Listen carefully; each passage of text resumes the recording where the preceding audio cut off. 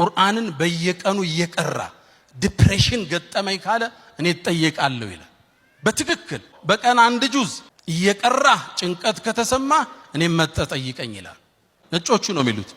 ነብዩና መሐመድ አለይሂ ሰላቱ ወሰለም ሰለላሁ ዐላ ረሱልላህ ከናንተ በፊት የነበሩ ሰዎች ታሪክ እሱ ውስጣል። ወሁክሙ ማ በይነኩም ስትለያዩ ዳኝነቱ እሱ ውስጣል። ወኸበሩ ማ ባዕደኩም ለወደፊት የሚመጣው እሱ ውስጣል። ዓለም ላይ ያለን ችግር አንድ አንሳና ቁርአን ላይ ካጣህ ወደኔ ተመለስ። በዘመናችን አንድን ክስተት ላውሳችሁ ሁሌ ስቀራው ልቤን ይነካኛል።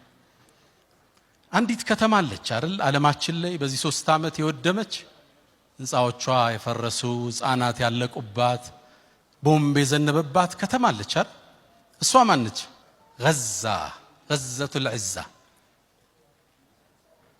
እቺን ከተማ ሙእሚን ሆኖ ሲያስብ ረፍት የለው። የተፈጠረው ነገር ልብ ያደማል። 55,000 ሰው አልፏል። አላህ ሸሂድ አድርጎ ይቀበላቸው። ከ80,000 በላይ ቦምብ ዘንቦባቸዋል። ልብ ይነካል። አሁን ይሄን አይተው ዜናውን ማየት ከብዶናው እናሳልፈዋልና ይሄ ክስተት ቁርአን ላይ ትፈልጉታላችሁ። መፍትሄ ግን አገኘውለት። ልክ እንደዚሁ ፍልስጤም ላይ ስለወደመችው በጦርነት ከተማ አላህ አወሳ። አው ከለዚ መረ ዐላ ቀርየቲን ስለ አንድ ነብይ አወሳ።